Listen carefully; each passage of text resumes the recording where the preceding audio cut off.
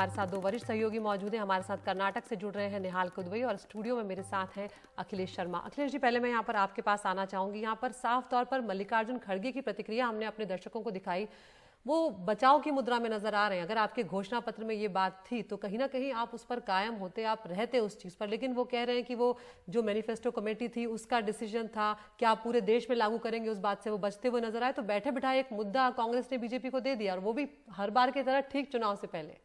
बिल्कुल ऐसा लगता है कांग्रेस को इस बात का एहसास हुआ है अदिति की जो मुद्दा उठाया है बजरंग दल का, इसका नुकसान उन्हें हुआ इस लिहाज से क्योंकि जो उनके दूसरे मुद्दे थे कर्नाटक में, विकास के मुद्दे हों या जो तमाम उन्होंने वादे किए, सामाजिक न्याय का मुद्दा था, ये सारे मुद्दे जो है वो किनारे हो गए। उनके बारे में कोई चर्चा नहीं हो रही मीडिया में, लोगों में, और सिर्फ बजरंग दल के मुद्दे पर ही चर्चा हो रही है। यही कारण है कि कल डीके शिव कुमार से जब पूछा गया था मैनिफेस्टो रिलीज होने के बाद तो उन्होंने इसका कोई जवाब नहीं दिया था। आज आपने भी मल्लिकार्जुन खड़गे को सुना, और अब से कुछ देर पहले डीके शिव कुमार ने एक बार फिर से अपनी बात स्पष्ट की। हालांकि उन्होंने ये कहा है कि बजरंग बली और बजरंग दल में आपको अंतर करना चाहिए, क्योंकि उन्होंने कहा कि वो खुद भी बजरंग बली के भक्त हैं, लेकिन बजरंग दल और बजरंग बली में अंतर है। क्योंकि कल जिस तरह से पीएम नरेंद्र मोदी आक्रामक हुए थे, उसके बाद अब कांग्रेस को भी इस बात का एहसास हुआ है कि ये फर्क करना, जनता को बताना बेहद जरूरी है, क्योंकि ऐसा मैसेज ना जाए कि कांग्रेस पार्टी जो है वो बजरंग बली के खिलाफ कोई कार्रवाई कर रही है या बजरंग बली के खिलाफ उन्होंने कोई बात की। तो यहाँ भी दिल्ली में भी कल इस बात को कहा गया, रणदीप सिंह सुरजेवाला की ओर से भी ये बात कही गई और आज डीके शिव कुमार की ओर से भी ये बात कही गई है। बिल्कुल निहाल, आपके पास भी आना चाहेंगे। अब तो कांग्रेस का मैनिफेस्टो जब से सामने आया उसके बाद 24 घंटे का वक्त बीत चुका है, किस तरह की प्रतिक्रिया वहां पर देखने को मिल रही है, और क्या वजह है कि जो कांग्रेस के नेता हैं वो खुलकर उस पर कर्नाटक में कम से कम सामने आते हुए नजर नहीं आ रहे हैं? क्यों वो बचाव की मुद्रा में है?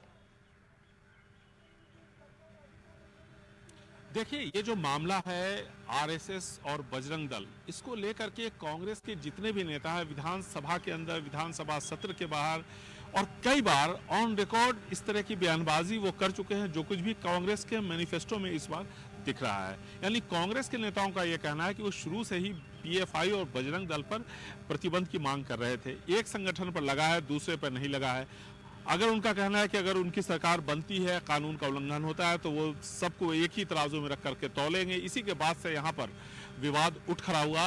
अब डीके शिव कुमार को ले लें या जो दूसरे कांग्रेस के नेता हैं, चाहे वो सुरजेवाला हो जो कि कर्नाटका के प्रभारी हैं, उनका यह कहना है कि जैसा कि अखिलेश जी का भी अभी विस्तार से बता रहे थे कि बजरंग दल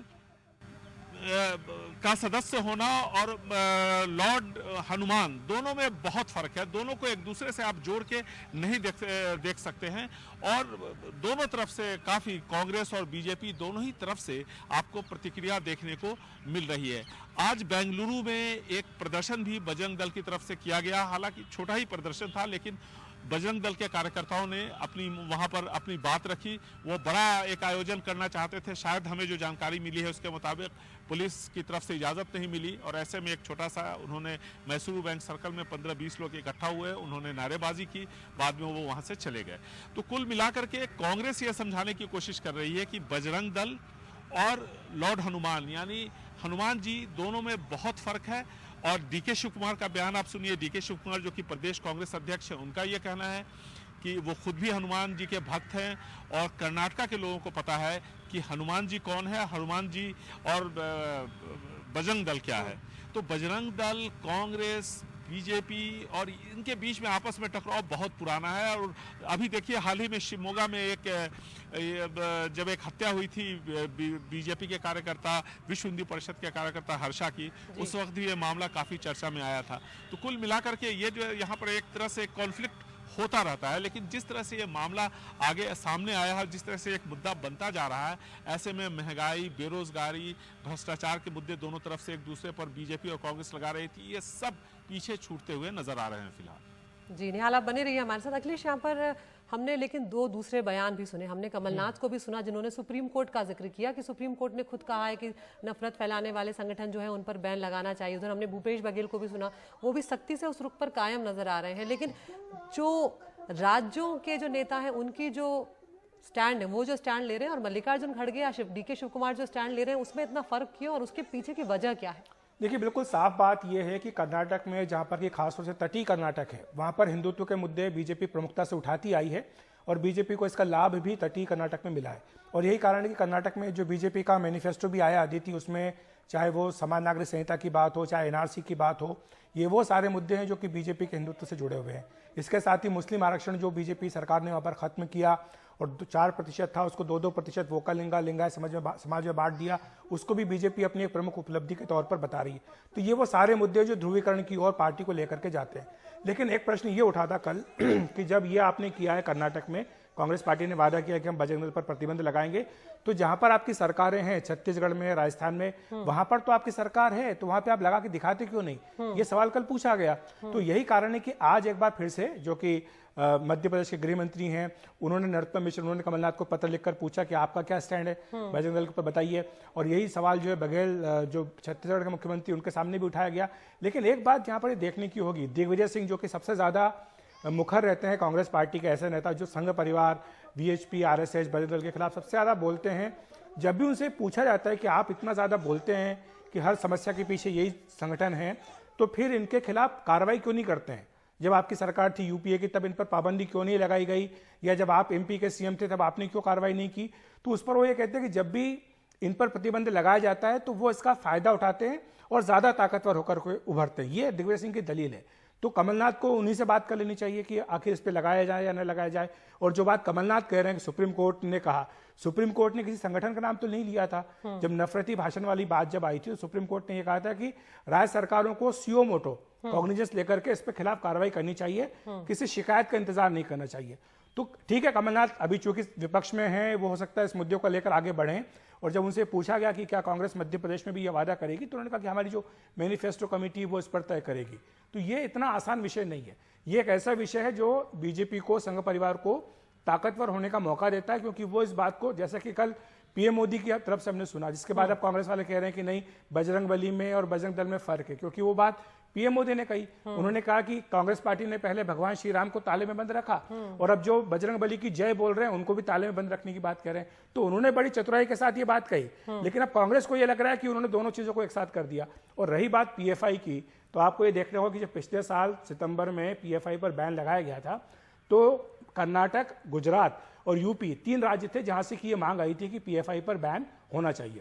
और जब केंद्र सरकार ने बैन लगाया तो कई अन्य राज्य जो थे, जिसमें केरल भी शामिल है, जिसमें तमिलनाडु भी शामिल है, वहां पर भी पीएफआई के ऊपर बैन लगाया गया, क्योंकि पीएफआई के खिलाफ लगातार शिकायतें इस तरह की मिलती रही। और ये साफ तौर पर कहा गया कि जो सिमी प्रतिबंधित आतंकवादी संगठन है उसके साथ इनके रिश्ते हैं। और कई ऐसी घटनाएं थी इसमें कि पीएफआई के सदस्यों के हाथ जो उसमें पाया गया था। तो ये एक मामला एक अलग हो जाता है। लेकिन बजरंग दल की जहां तक भूमिका है उसके ऊपर भी इसी तरह के आरोप खासतौर से लगते हैं। और जब पीएफआई के ऊपर पिछले साल प्रतिबंध लगा था, तब ये बात कांग्रेस की ओर से भी और लालू प्रसाद यादव की ओर से, सीताराम येचुरी की ओर से भी उठाई गई थी कि अगर आप पीएफआई पर लगा रहे हैं तो आप बजरंग दल बाकी दलों पर क्यों नहीं लगाते। तो मुझे लगता है कांग्रेस ने उसी बात को आगे बढ़ाया। लेकिन बीजेपी को एक मौका मिला है ये कहने का कि कांग्रेस पीएफआई और बजरंग दल दोनों को एक साथ ब्रैकेट करके, इक्वल करके तुष्टीकरण कर रही है। क्योंकि जब पीएफआई पर बैन लग चुका है तो उसको एक तरह से बजरंग दल के समकक्ष रख के ये कहना चाहती है कि जैसे पीएफआई है वैसे बजरंग दल है। बिल्कुल। निहाल, अब आपके पास आएंगे, क्योंकि कर्नाटक में चुनाव हो रहे हैं। आप बहुत लंबे वक्त से, दशकों से आप कर्नाटक की राजनीति को कवर कर रहे हैं। तो यहाँ पर ये समझना चाहूंगी, जो बात अखिलेश जी ने कही कि पीएफआई से तुलना करने की बात आई और जिस तरह से कांग्रेस पर आरोप लग रहे थे कि अल्पसंख्यकों का तुष्टीकरण वो कर रही है, तो ये जो घोषणा पत्र में बात आई, इसके बाद क्या उस तरह के आरोपों को वो और पुख्ता होते हैं कांग्रेस के ऊपर? और राजनीतिक दृष्टि से क्या लग रहा है आपको, क्या ये कांग्रेस को नुकसान पहुंचा सकता है? क्योंकि अब बीजेपी इस मुद्दे को जोर शोर से उठा रही है। यहाँ तक कि अखिलेश जी ने जिक्र किया कि प्रधानमंत्री ने किस तरह से उसे जोड़ा है। देखिए, ये जो मुद्दे हैं बजरंग दल, आरएसएस, बीजेपी, ये काफ़ी कोस्टल तटीय इलाके में काफ़ी मजबूत है। इसमें 3 जिले आते हैं, उत्तर कन्नड़ा, दक्षिण कन्नड़ा और उडुपी के, और कुल 19 सीटें आती हैं यहाँ पर। इन 19 सीटों पर निश्चित तौर पर इस मुद्दे का, ये जो मामला अभी खड़ा हुआ है, इसका असर पड़ेगा, इसमें कहीं कोई दो राय नहीं है। उसके बाद आप आ जाइए 7 सीटें बेंगलुरु अर्बन शहर की, वहाँ भी ध्रुवीकरण काफ़ी तेज होगा। और साथ ही साथ हुबली, धारवाड़ और इसके आसपास की जो आधी दर्जन सीटें हैं वहाँ पर ध्रुवीकरण होगा। कितनी सीटों पे फर्क पड़ेगा ये अभी नहीं बताया जा सकता है, लेकिन इतना तय है कि ध्रुवीकरण की जो कोशिश है, चाहे वो पीएफआई के नाम पर हो या आरएस या फिर बजरंग दल के नाम पर हो या मुस्लिम आरक्षण हटाने के नाम पर हो या एनआरसी, और साथ ही साथ आप देखिए यहाँ पर यूनिफॉर्म सिविल कोड लाने की बात हो, तो कांग्रेस और बीजेपी दोनों का जो मैनिफेस्टो है वो सीधे तौर पर ध्रुवीकरण की कोशिश कर रहा है, इसमें कहीं कोई दो राय नहीं है। सब अपने अपने हिसाब से अपने अपने वोटर्स को समझते हुए ध्रुवीकरण की कोशिश कर रहे हैं। बीजेपी ने कहा है कि अगर उनकी सरकार आती है तो यूनिफॉर्म सिविल कोड के साथ साथ एनआरसी वो लागू करेंगे। कांग्रेस ने कह दिया कि अगर उनकी सरकार आती है तो वो पीएफआई की तरह बजरंग दल के खिलाफ भी कार्रवाई करेंगे। तो ध्रुवीकरण की कोशिश बिल्कुल साफ है, पूरी लकीर जो है वो खींची हुई है। आपको मैंने कुछ सीटें बताई, तकरीबन 30 के आसपास सीटें हैं जिस पर असर पड़ सकता है। कितना असर पड़ेगा ये तो यहाँ के जो मतदाता है वो तय करेंगे, लेकिन इतना तय है कि कल से आज तक जो दूसरे मुद्दे थे, जैसे भ्रष्टाचार 40% लगा रही थी बीजेपी सरकार पर, वो मुद्दा आपको सुनाई नहीं देगा। बेरोजगारी, महंगाई का मुद्दा भी फिलहाल आपको सुनाई नहीं दे रहा है। 4% आरक्षण खत्म करने का मामला दोनों ही तरफ से अभी फिलहाल पिछले 2 दिनों से इस पर कोई बात नहीं कर रहा है। अब देखना है कि ये कितना ज्यादा खिंचता है और कहां तक जाता है। महत्वपूर्ण बात यहाँ पर निहाल भी उठा रहे हैं कि किस तरह का फर्क होगा, और ध्रुवीकरण की कोशिश जो है वो अपनी अपनी तरफ से अपने अपने तरीके से पार्टियां यहाँ पर करती हुई नजर आ रही हैं। यहाँ पर कर्नाटक कांग्रेस के जो अध्यक्ष हैं डीके शिव कुमार, उन्होंने बजरंग दल और बजरंग बली को लेकर जो बात कही है वो यहाँ पर हम बता देते हैं, क्योंकि अब यहाँ पर कांग्रेस जो है वो बैकफुट पर नजर आ रही है और दोनों का फर्क भी अब समझा रही है। सुनवा देते हैं आपको डीके शिव कुमार का बयान। ನಾವು ಆಂಜನೇಯನ ಭಕ್ತರು, ಅರ್ಥ ಆಯ್ತಾ? ಪ್ರೈಮ್ ಮಿನಿಸ್ಟರ್ ಅಂತವರು ನಾವು ಶಾಂತಿ ತೋಟ ಕದಲಬಾರದು, ಇಲ್ಲಿ ಸೌಹಾರ್ದತೆ ಇರಬೇಕು, ಇದು ನಮ್ಮ ಚಿಂತನೆ, ಅರ್ಥ ಆಯ್ತಾ? ಯಾಕೆ ಅವ್ರು ಗಾಬರಿ ಮಾಡ್ಕೊಳ್ತಾ ಇದ್ದಾರೆ?